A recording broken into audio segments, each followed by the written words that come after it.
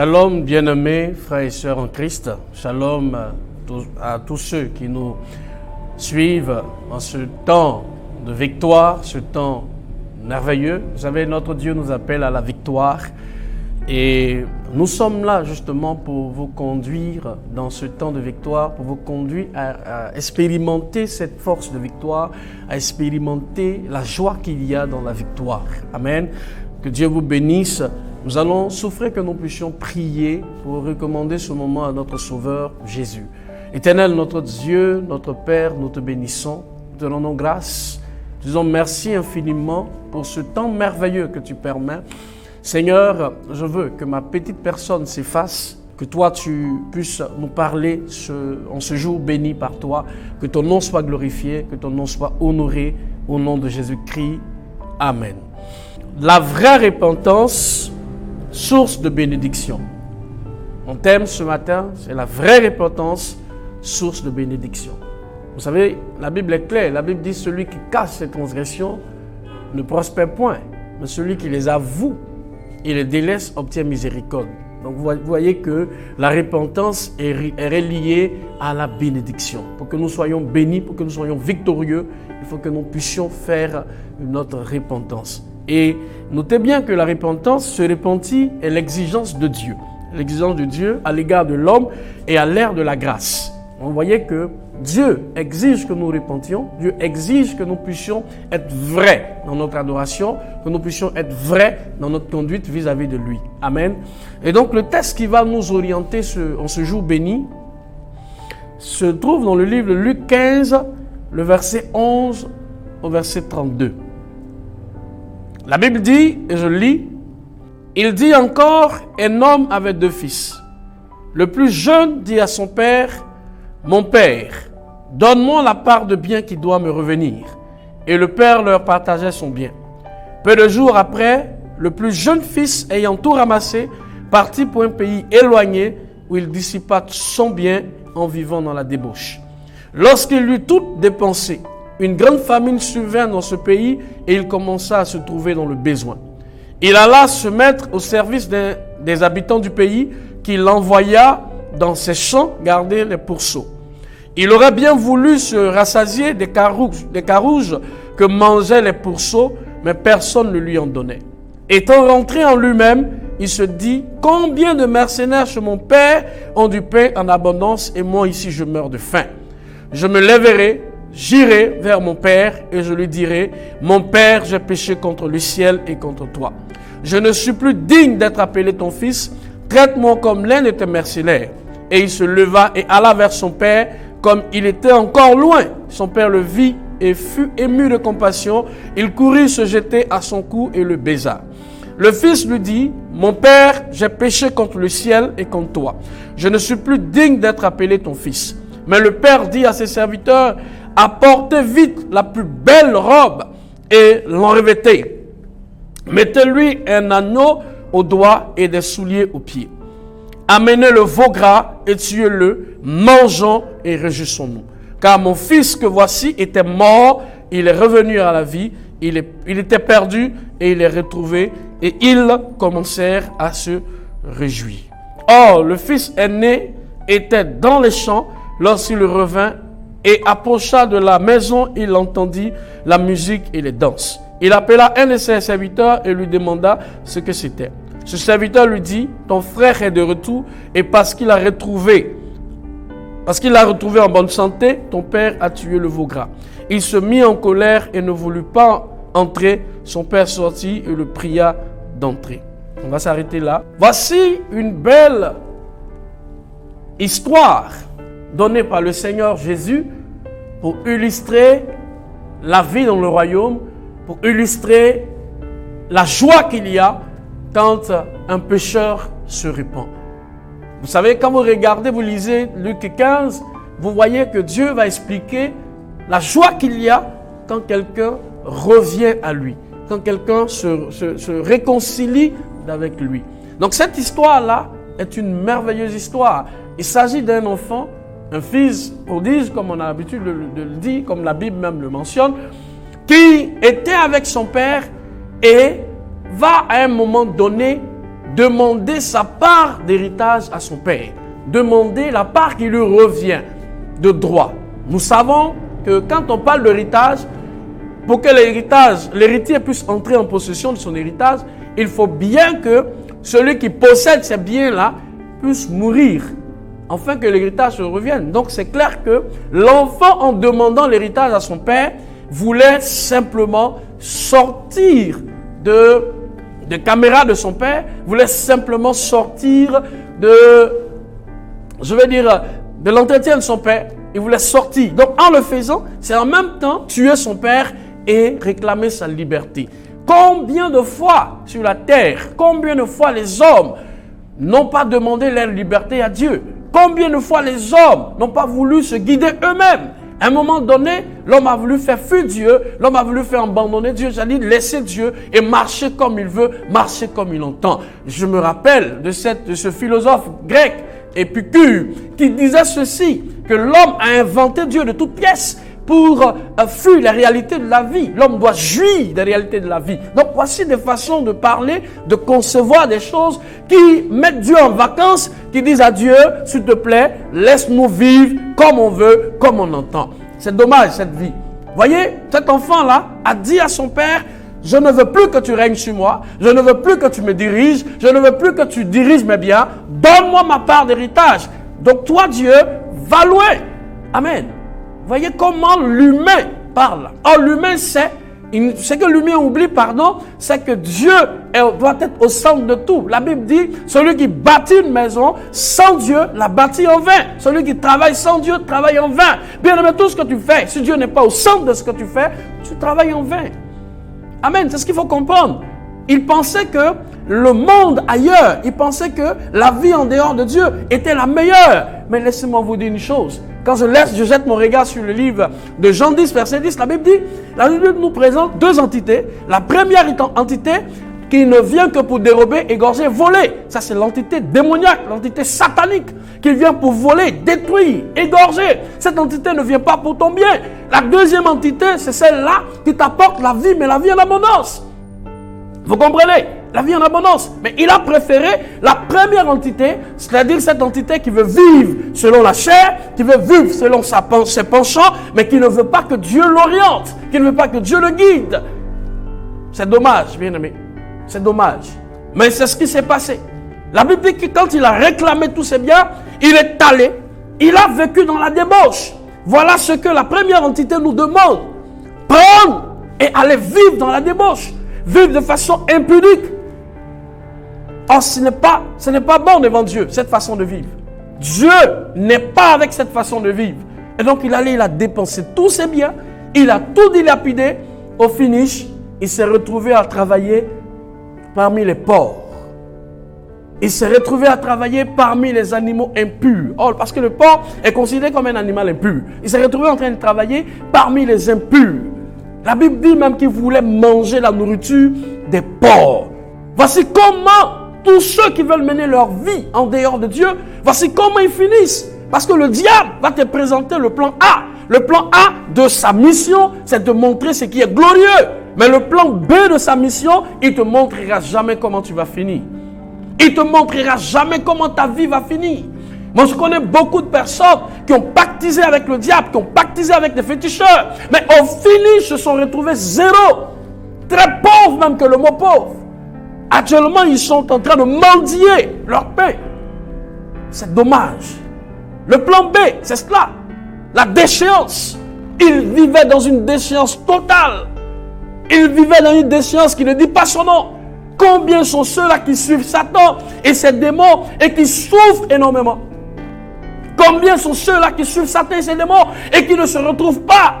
Satan peut te dire, bon écoutez, tu peux boire une bière, ça ne tue pas. Une bière va appeler deuxième va appeler une troisième. Au finish, tu vas te retrouver dans le caniveau. Au finish, tu seras ridicule aux yeux des gens. C'est pourquoi la Bible dit, à qui les a, à qui les haut, à qui les moqueries, si ce n'est que celui qui s'adonne au vin. Voyez, le diable n'a pas une bonne mission pour toi. Il n'a pas une bonne mission pour toi. Il ne vient que pour te détruire.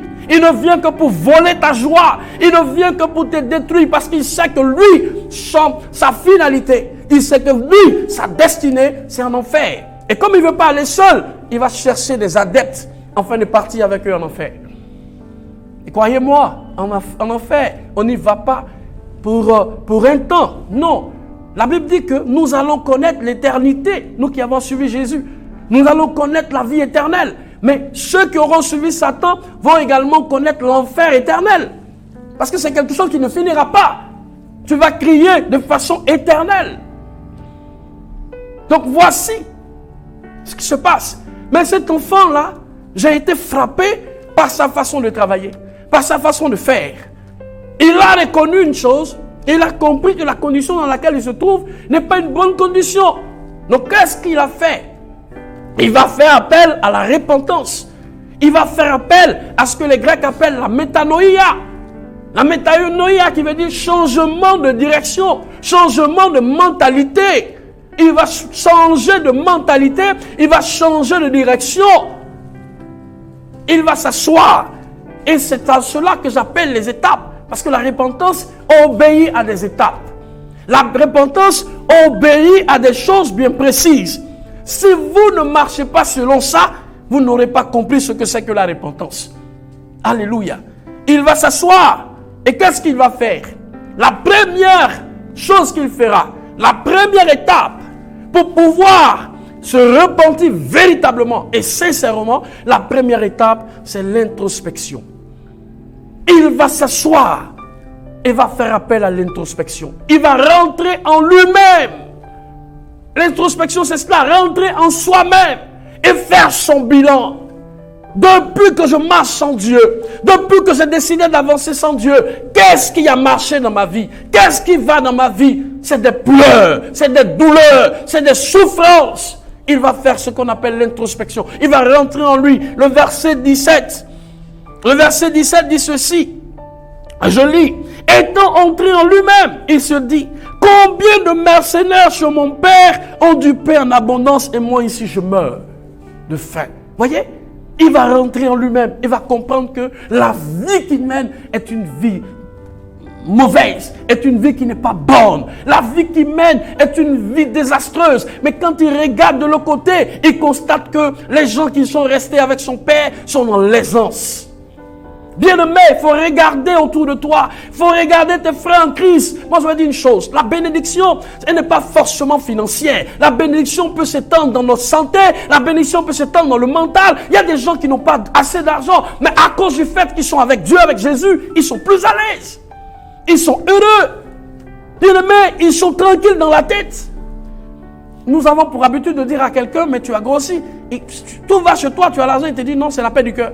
C'est la paix du cœur parce qu'il a Dieu avec lui. Il a Jésus avec lui. Donc il s'est assis et dit, mais attends, combien de gens sont mon Père là-bas? Vive à l'aise.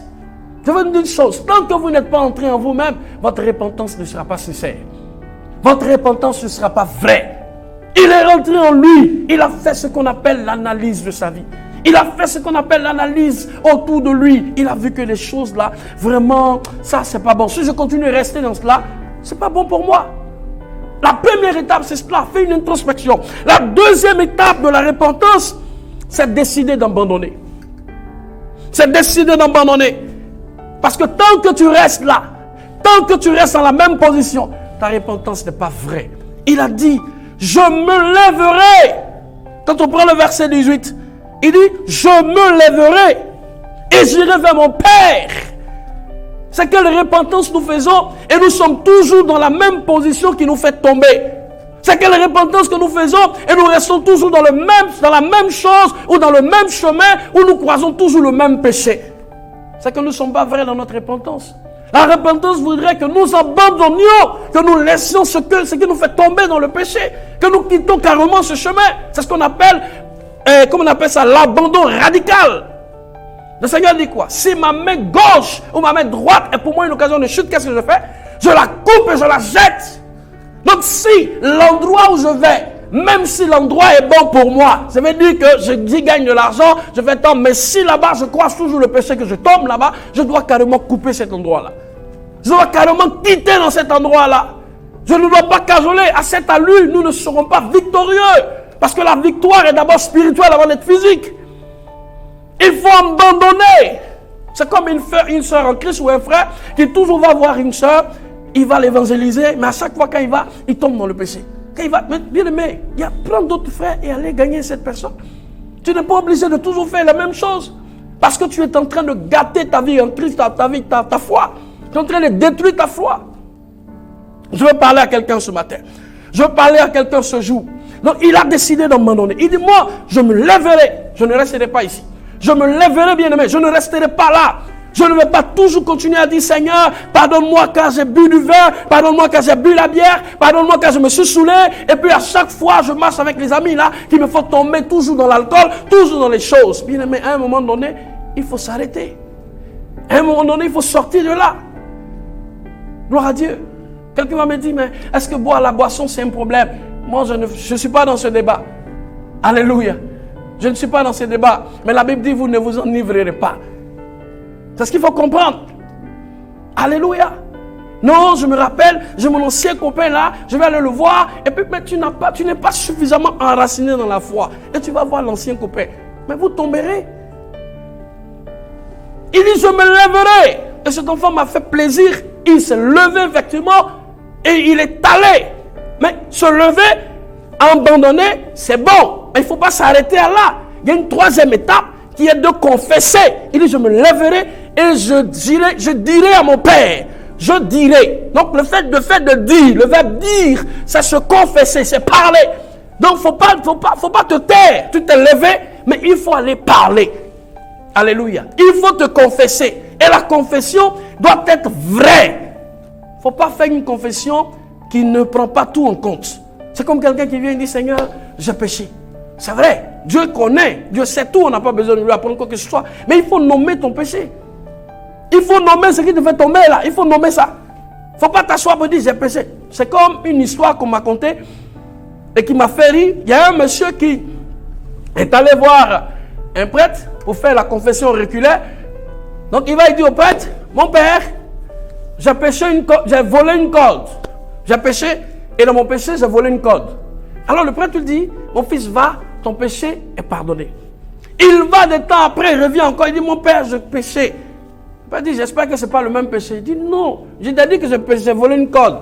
Le père dit, tu es pardonné. J'ai déjà dit ça. Et il tourne, il vient encore dire au père, bon, parce que ma conscience n'est pas tranquille. J'ai volé une corde, mais au bout de la corde, il y avait un bœuf. Donc en vérité, il n'a pas volé la corde, mais il a volé et la corde et le bœuf. Donc il n'était pas tranquille, parce que sa confession n'était pas totale. Arrêtons de mentir à Dieu, parce que Dieu sait tout. Tu n'as pas besoin d'être faux dans ta confession. Dis la vérité, qu'est-ce que tu as fait? Il faut nommer ton péché. Dis à Dieu, Seigneur, j'ai fait ça. J'ai commis un vol. J'ai volé ceci, j'ai volé ça. J'ai commis l'adultère. Je suis allé prendre la femme de quelqu'un. Il faut dire pour que ça te soit pardonné. Donc il dit, j'irai et je dirai à mon Père que j'ai péché. Amen. J'ai fait ceci. Je te le dis parce que la confession, la repentance appelle une victoire certaine. Il faut être vrai. Parce que dans les âmes spirituelles, on a ce qu'on appelle la justice. Amen. Il faut être vrai. Il ne faut pas être faux. Donc voilà, il est allé, il a parlé. Et il y a la quatrième chose que nous devons savoir, la quatrième étape, c'est que il dit, j'ai péché contre mon Père et j'ai péché contre le ciel. Il pouvait dire simplement, j'ai péché contre Dieu. Mais il dit, j'ai péché contre mon Père et contre le ciel. Le péché là, quand on le fait à quelqu'un et on le fait aussi à Dieu. On pêche contre Dieu, on a péché contre quelqu'un. Donc, voici là où c'est difficile pour certains chrétiens. Quand il commet une erreur avec quelqu'un, il commet un péché avec quelqu'un, au lieu d'aller demander aussi pardon à la personne, il préfère demander pardon à Dieu et il s'arrête là. C'est pas vrai. Tu ne t'es pas encore repenti. Quand tu t'es bagarré avec quelqu'un, tu l'as giflé. Tu es allé dans ta chambre, tu as demandé pardon à Dieu, mais va aussi demander pardon à celui que tu as offensé. C'est alors que la repentance est sincère. Tu as volé de l'argent de quelqu'un et tu te repens, Seigneur, pardonne-moi, j'ai volé. Mais il y a ce qu'on appelle la restitution. Va lui donner son argent. Mais tant que tu maintiens la chose, tu n'es pas en train de te repentir. Tu continues encore de faire les mauvaises choses que Dieu interdit. Quand on se repent, on donne. C'est pourquoi la Bible dit, celui qui délaisse, c'est-à-dire il les délaisse, il obtient miséricorde. Il faut les délaisser. Mais tu maintiens encore le mari de la personne et toi tu dis tu as demandé pardon à Dieu. Mais Dieu ne t'a pas pardonné. Alléluia. Tu maintiens encore l'objet de la personne et tu dis j'ai demandé pardon à Dieu, ça me suffit. Non, ça te suit. L'objet que tu as volé continue de parler contre toi. L'objet que tu as en ta possession qui ne t'appartient pas continue de parler contre toi. Tant que ces choses se produiront, tant que tu ne réussiras pas. Quelqu'un va dire non, mais moi je fais ça et puis mes choses avancent, mes affaires avancent. Mais écoutez, le voleur là, ces choses avancent. Le féticheur là, quand il fait pour les gens, ça avance. Mais quel est ton état? Quelle est ta position dans le royaume des cieux? Quelle est ta position dans le royaume des cieux? Tu peux être prospère sur la terre et on te rejette là-haut dans les cieux. C'est que tu n'as rien obtenu. Parce qu'après la mort, il y a une vie qui nous attend. Où décides-tu de vivre? Soit en enfer ou au paradis. Choisis mon frère, choisis ma soeur. Moi je dis, j'ai pour habitude de dire ici, si c'est pour le mariage que nous venons à l'église, nous n'avons rien compris de la chrétienté. Si c'est pour le travail que nous venons à l'église, nous n'avons rien compris. Nous venons d'abord pour le royaume des cieux. D'abord pour le salut. Et les autres viennent après. C'est pourquoi la Bible dit, cherche premièrement le royaume des cieux, la justice de Dieu. Et les autres choses te seront données. Il a confessé, il a demandé pardon de deux côtés. Alléluia. Pour que ta repentance soit sincère, il faut être vrai. Et le résultat de tout ce qu'il a fait, parce qu'il y a un résultat qui suit. La Bible dit que quand il est venu vers son père l'a vu, mais son père était dans une joie pas possible. Une joie qu'on ne peut pas décrire. Alléluia. C'est merveilleux, frère. Une joie. Ça veut dire que notre Dieu, la Bible dit qu'il ne se lasse pas de pardonner. Notre Dieu est juste et bon. Il nous pardonne nos iniquités. Il nous pardonne nos fautes. Quand son père l'a vu, son père était dans la joie. Il est venu dire, voici mon fils qui était perdu. Mon fils qui était mort est revenu. Revêtez-le de gloire. Mettez-lui un anneau, une bague. Mettez-lui de bonnes chaussures. Tuez-moi des veaux gras pour que nous puissions manger. Bien-aimé, tu ne sais pas combien de fois le ciel est dans la joie quand tu te répands. Combien de fois le ciel, les anges sont dans la joie quand tu te confesses, tu te répands, tu abandonnes. Quand tu abandonnes, moi j'ai pour habitude de dire, il y a ton anniversaire dans le ciel. Quand tu te répands, il y a ton anniversaire dans le ciel. Tout le monde est content. Oh, il est venu pour dire que mon Dieu n'abandonne personne. Il continue de t'appeler. Tant que tu garderas des choses qui sont contraires à la parole de Dieu, la victoire ne sera pas sûre pour toi. Parce que je t'ai dit, la victoire est d'abord spirituelle avant d'être physique. Quelle victoire voulons-nous avoir? Une victoire physique qui va passer ou des victoires spirituelles qui vont inscrire notre nom dans l'annale de Dieu? Alléluia. Alléluia. Parce qu'il y a des victoires qui parlent. Il y a des victoires qui parlent jusqu'à présent. Regardez la victoire de Anne et la victoire de Pénina.